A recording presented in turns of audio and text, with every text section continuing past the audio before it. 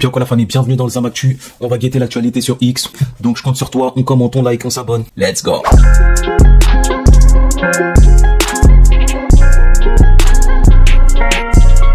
Alors tweet de Serfia. J'ai rencontré un humain, je m'en étonne. Presque 10 ans après les attentats du 13 novembre, Gaël, survivant du Bataclan, a rencontré un djihadiste repenti. Tout le monde pleurait, ça l'humanise, c'est ce que je venais chercher. Lui-même, c'était assez dingue qu'il me dise ça, qu'il était encore terrorisé jusqu'à ce matin de me rencontrer. Donc c'est un peu le monde à l'envers, qu'un terroriste soit terrorisé de me rencontrer. Gaël, quelques minutes après cette rencontre avec un djihadiste qui se dit repenti, comment vous vous sentez tout simplement? C'est une dinguerie la famille, regardez sa cicatrice. Putain, c'est un truc de ouf. Je me sens assez émue. Là, elle est marquée à vie, là. Et assez surprise de cette rencontre. Je m'attendais à rencontrer... je sais pas pourquoi, plutôt bonhomme âgé, grande barbe, etc. Et j'étais extrêmement surprise de rencontrer, et j'en étais aussi à la fois contente de rencontrer en fait un humain. J'ai rencontré un humain et je m'en étonne aussi. Mais ça a été un peu ça a donné du sens à cette rencontre dans les premières minutes. Je l'ai laissé prendre la parole. En fait, je voyais un papa de plusieurs enfants, une personne de à peu près mon âge.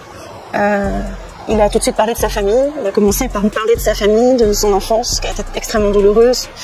On va pas tout regarder la famille, là je vais me diriger vers les commentaires. Alors déjà je trouve que cette vidéo c'est un truc de ouf, en fait c'est un exemple de résilience.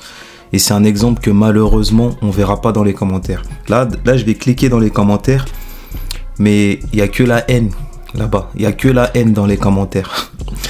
Et c'est triste, hein. Après, je sais pas si cette personne, Gaël, je sais pas si cette survivante du Bataclan, elle a perdu quelqu'un. En tout cas, dans tous les cas, elle a été marquée à vie. Et qu'est-ce que tu veux faire, en fait? Qu'est-ce que tu veux faire? Tu veux buter tu veux buter ce terroriste qui lui-même regrette son acte? Enfin, je sais pas. De toute façon, il y a rien d'autre à faire, à part accepter. Enfin, accepter, c'est un grand mot. Mais à part pardonner. Et encore. Il pleure dans tes bras, le mec il pleure. Après s'il est sincère, hein, bien évidemment, parce que on sait pas aussi, tu vois. On sait pas. On n'en peut plus de ce pays de larves. Allez tous vous faire reculer.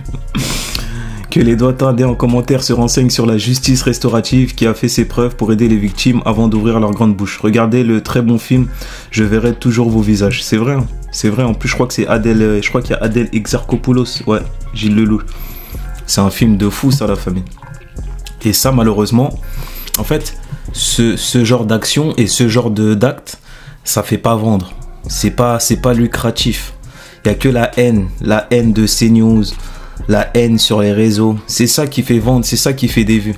Donc forcément, on va plus aller vers ça. Mais sinon, les actes comme ça, le fait de pardonner, c'est un truc de ouf. Et ça, faut beaucoup plus de courage. Elle veut humaniser ceux qui l'ont pris, ce qu'elle avait de plus cher. Ouais, et alors? Comme si un rescapé d'Auschwitz dialoguait avec un SS du camp autour d'un café. Délirant. Je suis sûr que ça s'est déjà fait. Je suis sûr et certain. Attends, je vais regarder les commentaires peut-être. Le pape est allé voir la personne qui lui avait tiré dessus en prison. C'était un Turc. Bah voilà. Oui, énormément l'ont fait. Le fils du dirigeant d'Auschwitz ont rencontré une survivante du même camp. Il y a d'ailleurs peu. Vous êtes stupide, ayez la décence de ne pas critiquer ceux qui ne le sont pas. Bah voilà. En fait, c'est... Comme j'ai dit, hein, il y a deux chemins, les gars. Il y a soit tu choisis la haine, et dans ce cas-là, tu feras comme Emmanuel de Villiers, tu parleras comme ça, avec des grandes mains, avec des grands gestes, tout le temps, tu seras jamais tranquille. Ou soit tu choisis un autre chemin. Et c'est pas être faible de dire ça, c'est pas être faible. En tout cas, force à cette dame. Grosse force à cette dame. Alors, impact. Flash, Nicolas Sarkozy ne sait pas se cuire à neuf. Incarcéré depuis plus de 2 semaines, Nicolas Sarkozy refuserait la nourriture servie en cellule par méfiance envers ses co-détenus. Il a complètement raison. Il se nourrirait que de yaourt, selon un proche. Il ne sait pas se faire cuire un œuf, et puis par principe, il s'y refuse. J'avoue, je suis lui, je ferais la même chose. Hein. Parce qu'avec toutes les casseroles qu'il aille se faire cuire un œuf alors, on dirait quelqu'un né avec une cuillère en argent dans la bouche. Comment un homme ne sachant pas se faire cuire un œuf a-t-il pu un jour déménager à l'Élysée? Bon bref. Alerte, Jean-Luc Mélenchon réagit au concert d'orchestre perturbé pour antisémitisme. Je regrette surtout le génocide. Les propos de Mélenchon et LFI sont vraiment dégoûtants. Dire que des gens votent pour eux et sont complices. On va écouter la vidéo. Un peu tendu, bon voilà, qu'est-ce que vous voulez, c'est comme ça. Mais vous pouvez pas empêcher à des gens d'exprimer une protestation contre un génocide.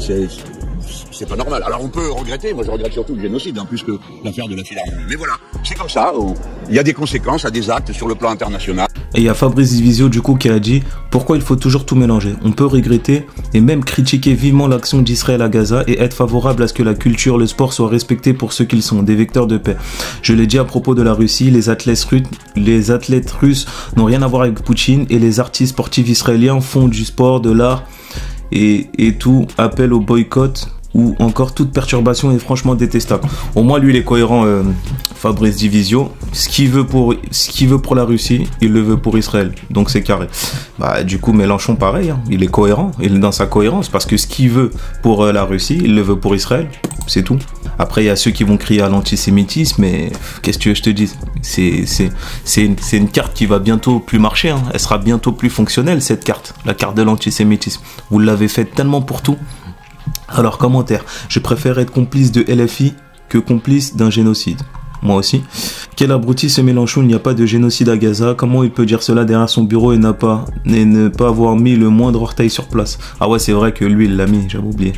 C'est vouloir la fin du génocide du peuple palestinien qui te dégoûte. Mélenchon continue à répéter ce mensonge de génocide à Gaza comme une véritable établie alors qu'il n'y a aucune procédure judiciaire internationale pour génocide contre Israël ou contre Netanyahou. En fait, ces gens qui disent qui répètent qu'il n'y a pas de génocide, au moins avouez qu'il y a un massacre et qu'il y a des gens qui meurent, il y a des enfants qui sont morts quand même. Ou bien ça, vous allez dire quoi, le bouclier humain, c'est ça? Ah, laisse tomber. Bref, après voilà, il y en a qui vont avancer l'argument de la carte de l'électorat frériste. En fait, eux, chaque chose que Mélenchon fait, c'est par électorat. Et pourtant, quand Retailleau il dit ah bah le voile, ça c'est pas de l'électoralisme. Hein. Il a pas volé tous les électeurs du RN en disant ça. Ou quand Marine Le Pen, ou quand le Rassemblement National à chaque intervention médiatique, il pointe l'immigration. Ça c'est pas de l'électoralisme. Ou bien à chaque fait divers où un étranger est impliqué, il tweet à la vitesse de l'éculique. Ça c'est pas de l'électoralisme. C'est bien beau de pointer l'électoralisme de gauche, mais il faut pointer aussi l'électoralisme de droite. En fait, il faut être objectif dans la vie. Bref, la famille, laisse ton avis en commentaire. Commente, like, abonne-toi. Paix sur vous.